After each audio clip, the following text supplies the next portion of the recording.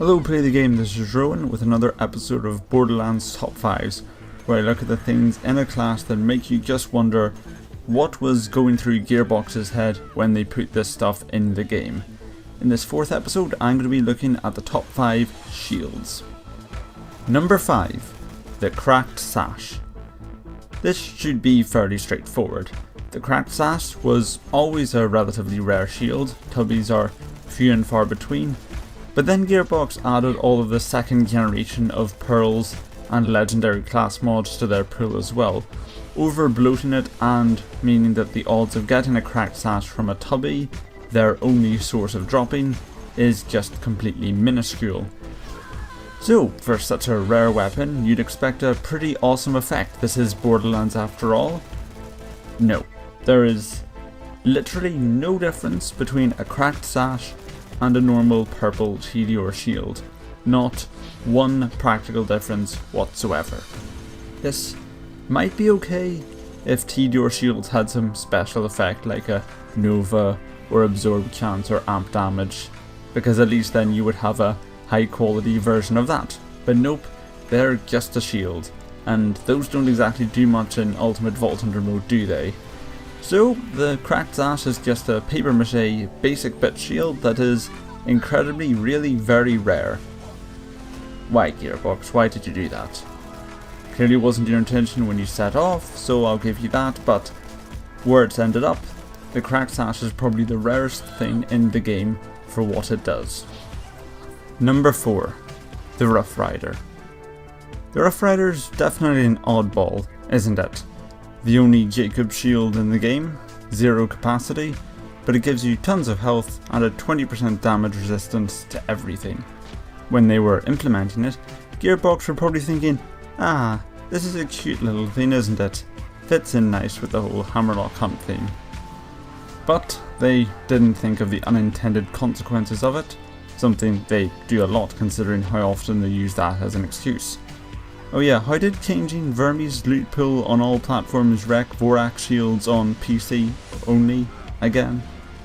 But back on topic, because it has a 0 capacity, the Rough Rider sets off every character's shield depleted skill, making stat bonuses that were designed to be temporary last all the time. So Inconceivable has a 50% chance to proc all the time. Maya can run faster than a rocket all the time. Axton and Zero, they get constant damage boosts all the time. Krieg? Hell, Krieg has so many skills that proc with shields, it would take too long to list them here. The point is, the Rough Rider is far more powerful than it was originally intended, and if Gearbox for once thought of the consequences instead of just thinking, this is a cool idea, let's put this in the game, then maybe it could have been balanced. Number 3. The Cradle. Moving on from one of the most powerful shields in the game to definitely the shittiest, seeing a pattern here with TD shields. The Cradle shoots out a copy of itself, which explodes and then returns to you to begin charging, in the spirit of TD reloading. Now the concept of this is pretty cool on the surface, but it suffers from the same problem as Cloudkill from the last episode. Scaling. It just doesn't do enough damage. Also, if you're facing a wall with Cradle or going up some stairs when the shield is depleted, you'll probably kill yourself, but that's a minor complaint. The main problem is that it barely scratches enemies who then regenerate all the damage done in a split second, making it worthless and of 0 advantage over your bog standard TD shield, which, as I've already covered, are all shit in Ultimate Vault Hunter mode. Number 2. The Pun-Chee. Now melee shields. Gearbox do seem to understand how they work. They've made them after all, so they should know that for them to function, they have to be depleted. So capacity is irrelevant and recharge delay is everything. And, as shown by the Love Thumper with its 3-minute delay, they do seem to grasp this concept. Again with Krieg and his ability to lengthen any shield delay by 10 seconds plus, they do seem to understand this principle. So what the fuck were they thinking when they crafted the Pun-Chee, with a smaller recharge delay and therefore worse than a common Roid shield? Maybe it could have been excusable if it had massive, monumental amounts of Roid damage, a kind of window of opportunity, strike then and you'll be rewarded. But no, it does less damage than the Love Thumper and the Order, both quest rewards and easily obtainable, and far less damage than the Hide of Terramorphous, which is just a much better melee shield full stop before you consider the spikes and the novas you get additionally.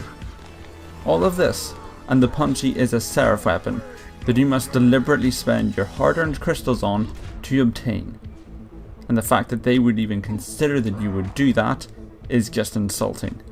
And that's why the Pun-Chee is at the number 2 spot, because it just proves that Gearbox is clearly lacking in the memory department. But at number 1, we have the Bee. The good old the Bee. I'm fairly sure in saying that no other piece of gear has changed the way the game is balanced more so than the Bee. Most other legendary versions are better than their normal counterparts, but not so much that they make them redundant. Take the Firehawk for example, better than any other Maliwan Fire Nova shield, but it comes only in fire, so against say loaders, the Firehawk's not that good. But the Bee. It is not only better than a normal amp shield, but by so much so, in every aspect, that it, at a stroke, renders all of them redundant. Its zero shot drain means that instead of one shot every 6 or more seconds being charged, it's every shot all the time, which can be dozens per second. It doesn't deal less damage per shot to compensate for this, of course, because that would make sense. Instead, it deals a lot more than the equivalent normal amp shield would be doing. It doesn't even have restricted parts either, like the Sham. It can spawn with a Maliwan or Torque capacitor to help it with resisting elemental damage. Now, with all of that combined, the Bee would probably place very high on the list. Not as high as the Pun-Chee, but it would place high nonetheless. But that's not the end of it yet.